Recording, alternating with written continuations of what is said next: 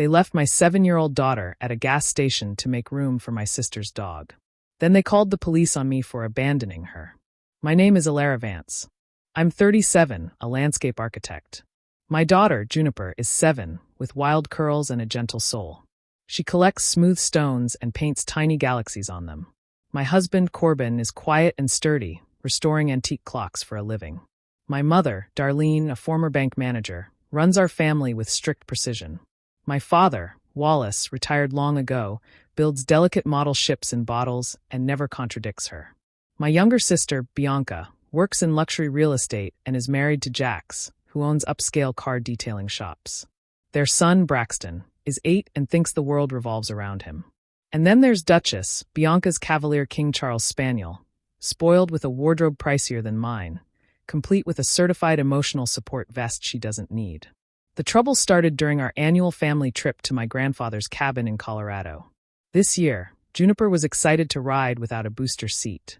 Corbin left ahead in our SUV with his tools to fix the leaky roof. The rest of us crammed into Jax's massive Navigator, following my mother's non-negotiable seating plan. Suddenly, Jax announced that his brother and girlfriend needed a ride because their car broke down. That meant 9 people and a dog in a vehicle built for 8. Juniper got stuck in a corner, Braxton's video game blaring in her ear, while Duchess scratched at her legs. I tried to protest, but Darlene waved me off, saying, "Family helps family." Hours later, at a remote gas station, Darlene decided my solution was to leave Juniper there while I called Corbin. I explained he was already hours ahead, unreachable, but she refused to listen. Bianca swooped in, handed Juniper $5, and guided her toward the station, calling it just a temporary fix. I was shoved into the SUV, my protests ignored, and watched helplessly as Juniper's small, terrified face pressed against the glass. Jax even stopped shortly after, told me to call a rideshare, and literally shoved me out of the vehicle, tossing my purse after me. The kind attendant at the station took care of Juniper while Hector, the rideshare driver, got me back as fast as possible. My daughter, tears in her eyes, asked, "Was I bad, Mommy?" Grandma said I was inconvenient. That moment turned my grief into determination. By the next day, Corbin confronted my family, who had already spun lies. But Corbin had secretly recorded everything. With my lawyer aunt's guidance, we filed formal charges of child endangerment. The gas station footage, Hector's testimony, and Corbin's recording made the case solid. Days later, Darlene called, panic in her voice, asking about the police at her door. Bianca was wailing beside her. I looked at Juniper, safe and loved, and finally said, "No, Mother. You weren't. Enjoy the consequences." The nightmare ended, and for the first time in years, I felt peace. Every year, we went to my grandfather's cabin in the Colorado mountains. My mother, Darlene, ran the trip like a drill sergeant. This year was special for Juniper because she was finally riding as a big girl, without a booster seat. She carefully packed a small pouch with her favorite painted stones to show Grandpa. The plan was to travel in 2 cars. Corbin, my husband, would go ahead in our SUV carrying his tools to fix the leaky roof. The rest of us would squeeze into Jax's brand new Lincoln Navigator. My mother had already sent an email with a strict seating plan, and it was not open to discussion. Everyone had their assigned spot, and any change seemed impossible. We started the drive, and at first everything seemed normal. But then Jax said his brother and girlfriend needed a ride because their car had broken down. Suddenly, the Navigator had too many people, plus Duchess, the dog. Juniper got pushed into a tight corner, with Braxton's game making loud noises right in her ear. The dog scratched at her legs constantly. I tried to speak up, but Darlene just said we would figure it out on the road, and that family always helps each other. After hours of driving, we stopped at a gas station. Darlene decided that Juniper and I should wait there for Corbin. I explained he was already far ahead, but she ignored me. Bianca took Juniper, gave her some money, and told her to wait inside for me. I was sent back to the SUV, my protests ignored, and I watched Juniper look scared and confused through the glass. Not even a mile later, Jax pulled over and told me to get out, throwing my purse after me.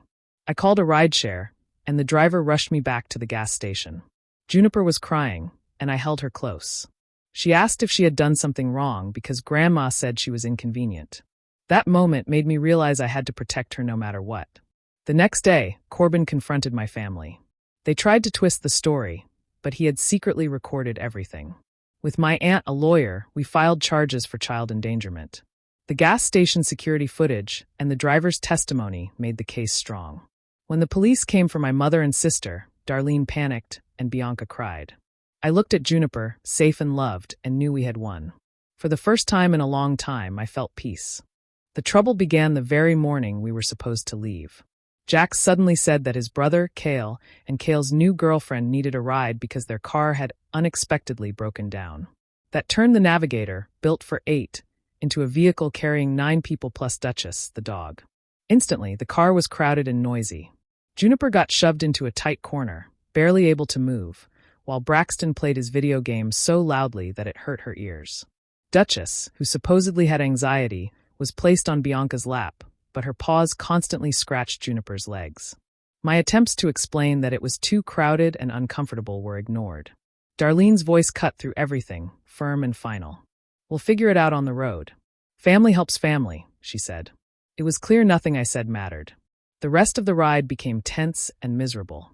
Juniper looked around, confused and uncomfortable, but nobody seemed to notice her distress. Every small movement inside the car turned into a struggle. Braxton leaned back in his seat, completely absorbed in his game, and Juniper got bumped again and again. Duchess, restless and fidgety, kept scratching her paws on Juniper's legs, making her whimper quietly. I tried to adjust her position, but there was no space. I felt powerless as my mother's words echoed in my head, insisting that this situation was acceptable because family helps family. My protests seemed invisible, like they had been erased from the conversation. I realized then that I couldn't rely on anyone else to protect Juniper in that moment. The drive continued in tense silence, broken only by the occasional complaint from Bianca about Duchess or a frustrated sigh from Jax. The atmosphere was heavy with irritation and discomfort, but my main focus was Juniper. I kept checking to make sure she was okay, trying to ease her as best I could, even though there was very little room to do anything. By the time we made it a few miles down the road, it was clear that the chaos in the car would not stop. Everyone was focused on their own comfort, their own plans, and their own convenience, while Juniper was left squeezed, overwhelmed, and completely ignored. That morning taught me that my daughter's needs would have to come first no matter what. I had to stay calm and think carefully about how to handle the situation. Even as the car rattled along the road, I promised myself that I would find a way to protect Juniper from being overlooked or treated as unimportant, no matter what it took. For hours into the drive, the tension in the car was almost unbearable. Everyone was cramped and uncomfortable. We finally stopped at a small, remote Texaco station to stretch our legs. The air was thick with frustration, and it felt like the smallest mistake could set off a fight. As we got out, Darlene announced her plan. Ilara, this situation cannot continue. You and Juniper will ride with Corbin. Call him to turn back. I tried to explain that Corbin was already hours ahead, driving with his phone off while listening to podcasts. My words seemed to bounce off a wall. Darlene's expression turned cold and firm. Then you'll wait here for him. The station is safe. The attendant can watch her. We are not risking Duchess's comfort for your inability to handle the situation. Her voice left no room for discussion. It was clear she expected me to obey without question. I looked at Juniper, who was confused and worried. She clutched her small pouch of painted stones tightly, unsure what was happening. I wanted to argue, to insist that we wait for Corbin together, but Darlene would not listen. Her focus was on her idea of solving the problem, which meant leaving my daughter in a place she didn't fully understand, just so everyone else could have comfort. The station was quiet except for the hum of a few pumps and the faint chatter of other travelers. The attendant gave a polite nod, trying to be friendly, but I could see the uncertainty in his eyes. Juniper shifted nervously, looking up at me with questions she couldn't fully voice. I felt a tight knot of anger and helplessness in my chest. It was surreal. My mother's concern seemed to be only for the dog and her version of order, not for the safety or feelings of a 7-year-old child. I realized that reasoning with her now would do no good. I had to keep Juniper calm and trust that Corbin would arrive soon. Standing there, I made a silent promise to myself. I would protect my daughter no matter what. Even in this absurd and unfair moment, I had to stay strong and make sure Juniper felt safe. The world around us could be harsh and unreasonable, but my priority would always be her well-being. The betrayal happened quickly, leaving me frozen in shock. Jack started calling everyone back into the Navigator, moving them like pieces on a board. Bianca came over to Juniper, giving her a $5 bill. "Be a big girl, sweetie," she said. "Go get a slushie and wait inside for your mommy. We're just fixing the car seats." Before I could react, she gently but firmly guided Juniper toward the station doors. My daughter looked confused and scared, unsure of what was happening. I tried to speak up, to stop them, but my voice was ignored. My protests sounded like nonsense to them, and they treated me like I was overreacting. I was pushed into the SUV, away from Juniper, as if my presence didn't matter. I watched helplessly, unable to do anything, feeling a mix of anger, fear, and heartbreak. Juniper's small face pressed against the glass, looking back at me with wide, frightened eyes. Her tiny hands clutched nothing, her pouch of painted stones lying forgotten on the asphalt. It was a strange kind of pain, seeing someone you love treated this way. Everything seemed to move in slow motion. I could feel the distance growing between us, even though it was only a few steps. My daughter's trust and innocence were being challenged in that instant, and I felt powerless to protect her. The station felt cold and unfamiliar, and the sounds of other travelers faded into the background. All I could see was Juniper's face, terrified and unsure, and it burned into my mind. I wanted to reach out, to scoop her into my arms and tell her she was safe, but I couldn't. I was separated from her by their determination and my mother's rigid control. Even as my body moved with the SUV, my mind stayed frozen, imagining every possible outcome. I knew I had to stay calm for Juniper, but it was hard to hide the fear and anger rising inside me. That moment marked a clear turning point. I realized I had to find a way to protect her, to ensure she would never feel so small and helpless again, no matter what it took. Watching her small figure pressed against the glass, I silently promised that this betrayal would not break us. I would make sure Juniper knew she was loved and safe, and that no one could treat her like this without consequences. We hadn't even driven a mile when Jack suddenly pulled over at a scenic overlook. "Okay, Alara, out you get. Better service here. Call an Uber to take you back to your kid," he said casually. Before I could react, I was literally shoved out of the vehicle, my purse thrown after me onto the dusty ground. I stumbled, catching my balance, and watched the dust cloud from the car settle behind me as they drove off, leaving me completely alone. I stood there, overwhelmed and screaming, though my voice didn't seem to reach anyone. The unfairness of it all hit me like a punch in the chest. I fumbled with my phone, barely alive on battery, and quickly called a rideshare. The driver, an older man named Hector, arrived within minutes. He immediately noticed my distress and didn't waste any time. He drove as fast as he could, ignoring speed limits, determined to get me back to Juniper safely. The ride felt endless, each mile stretching my anxiety even further. I kept picturing Juniper, small and vulnerable, waiting at the gas station. I imagined her scared and alone, and it made my chest tighten. I tried to stay calm for her sake, repeating silently that I would get there soon. When we finally arrived at the Texaco station, I ran toward the building. There she was, my little girl, sitting in the arms of the teenage attendant who had been so kind to her. Tears streamed down her cheeks, and her tiny body trembled from fear and confusion. Her slushie, the one Bianca had given her, sat on the counter, melting untouched. I knelt down immediately, wrapping my arms around her and holding her close.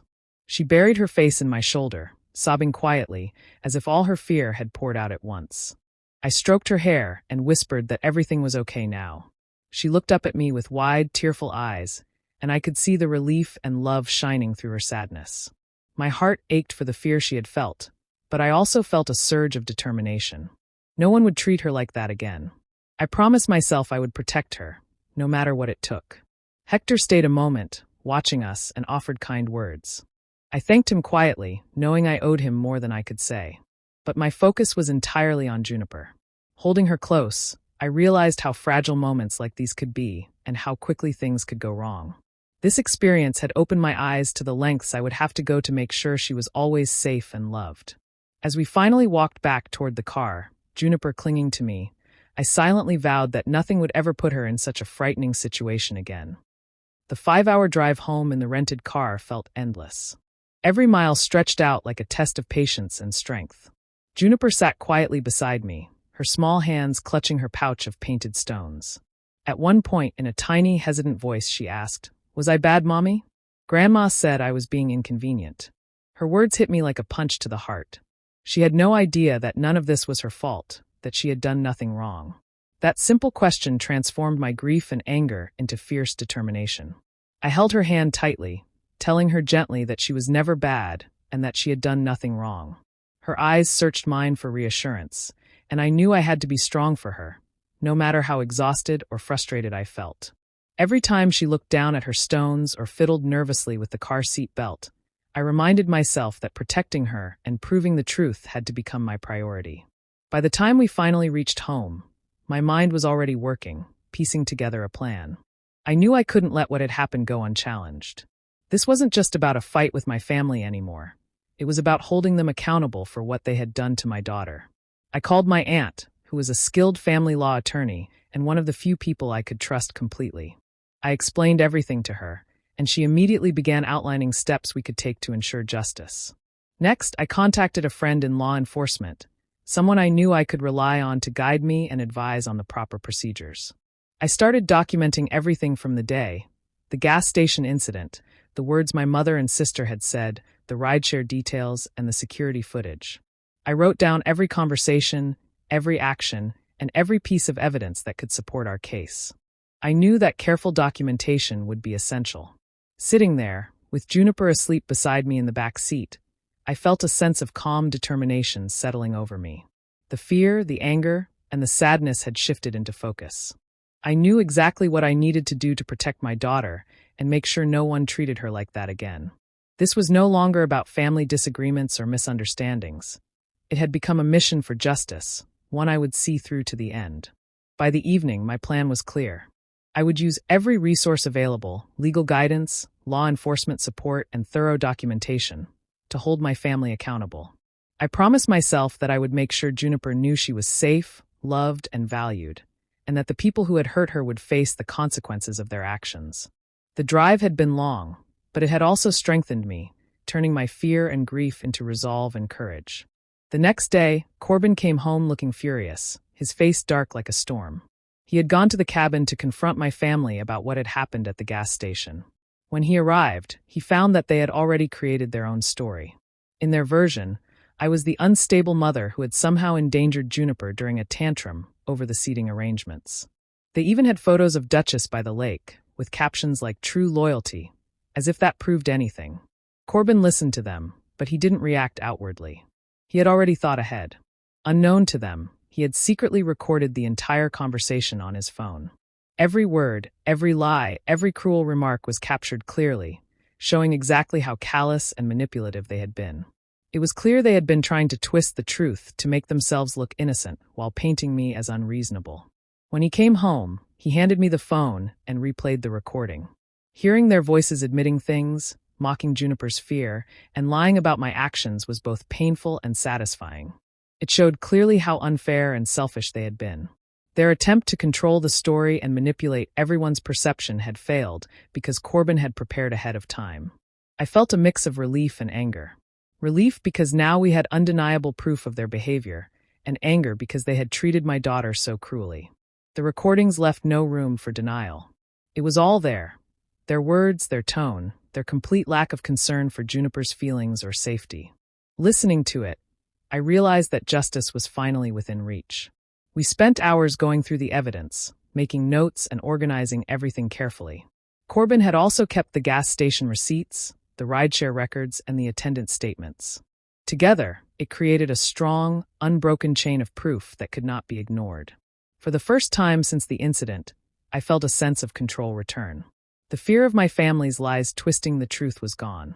That evening, as we sat together, I looked at Juniper and saw her small, trusting eyes. She had no idea the battle that was coming, but I knew we were prepared. Corbin and I were ready to face my family, armed with the facts and evidence they could not dispute. The recording had changed everything. It turned a confusing, frightening situation into a clear path forward. With this proof in hand, I finally felt confident that Juniper's safety, her dignity, and our rights were protected. Corbin's foresight had given us the key to ensure that my family's lies would not succeed. It was a turning point, and for the first time in days, I could breathe knowing we were ready to take action and hold them accountable. For a whole week, we worked carefully and quietly, making sure every detail was correct. My aunt, who was a strong and experienced family lawyer, guided us step by step. She explained exactly what we needed to do to file formal charges against my mother, Darlene, my sister Bianca, and Jax for child abandonment and endangerment. Every instruction she gave was clear, and I followed it carefully, knowing this was about more than just punishment. It was about protecting Juniper and making sure something like this could never happen again. We started by gathering all the evidence we had. The gas station security footage was crucial. It showed Juniper waiting alone, confused and scared, while my family left her there. Every second on that tape confirmed the story I had told, leaving no room for doubt. Next, we collected Hector's rideshare log and his statement. He had driven as fast as he could to get me back to Juniper, and his testimony made it clear that I had done everything possible to keep her safe. We also had the words of the teenage attendant who had been watching Juniper at the station. He remembered every detail, how frightened she had been, how she had clutched her little stones, and how she reacted when I finally returned. His account matched perfectly with the footage and our own story, giving us multiple independent sources confirming the truth. Finally, Corbin's recording of my family at the cabin was the most important piece. It captured them lying, mocking Juniper's fear, and trying to make me look unstable. Every word they said showed their complete lack of concern for my daughter. It was undeniable proof of their callousness and manipulation.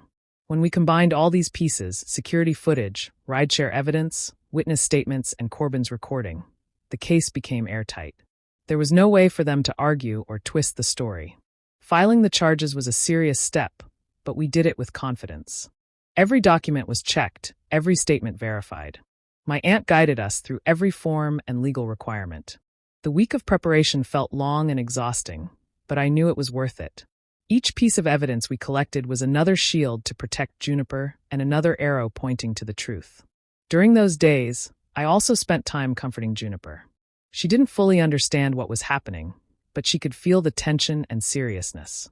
I wanted her to know she was safe and that the adults who had hurt her would be held accountable. I promised myself I would make sure she never felt helpless like that again.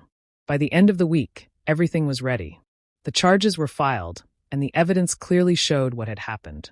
My family could no longer deny their actions. For the first time, I felt a sense of real control and justice. It was a relief to know that all our careful work had created a strong, undeniable case. The reckoning arrived quietly, almost like any other day. It was a Tuesday afternoon, and Juniper and I were sitting at the table together. She was happily gluing a small galaxy onto one of her new stones, humming softly as she worked. The moment felt peaceful, calm, and safe, everything I had been fighting for. Then my phone began to ring. I glanced at the screen and saw my mother's name. For a moment, I simply stared, feeling nothing but steady calm. I answered, and immediately Darlene's panicked voice exploded through the speaker. "Ilara, there are police officers at my door," she screamed. "They have a warrant for my arrest. What is this about?" Her voice shook with fear, the same fear she had once expected me to swallow in silence. Before I could reply, I heard Bianca crying loudly in the background. "It was just a misunderstanding," Bianca shouted. "We were coming back for her. Tell them, Mom. Tell them we didn't mean it." Their excuses tumbled over each other, loud, desperate, and suddenly full of regret. But none of their words touched me anymore. Not after everything they had done. Not after abandoning my daughter and treating her safety like an inconvenience. I looked at Juniper sitting beside me. Her tiny fingers pressed a glittering star onto her stone, her face full of focus and innocence. She was safe. She was loved. And she would never again be at the mercy of people who treated her like a burden. With that calmness in my heart, I finally spoke the truth I had kept locked away for years. "No, Mother," I said quietly but firmly.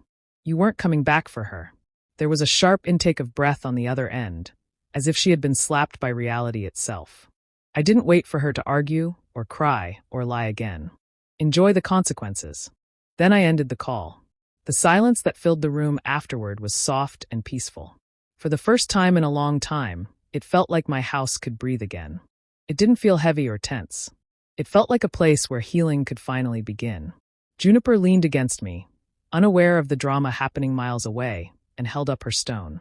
"Mommy, look. It's a purple galaxy." I smiled and kissed the top of her head. "It's beautiful," I whispered. As I held her close, I realized something important. Some bridges do not simply burn from one big moment. Some are broken slowly, piece, by years of small wounds and final acts of cruelty. And sometimes they fall apart not because you set them on fire, but because you finally stop holding them together. It was painful, but it was also freedom. Do you think walking away was the right choice to protect her child, or should there have been another chance for the family to change? Share your thoughts in the comments. And if you enjoy stories like this, don't forget to subscribe and turn on notifications.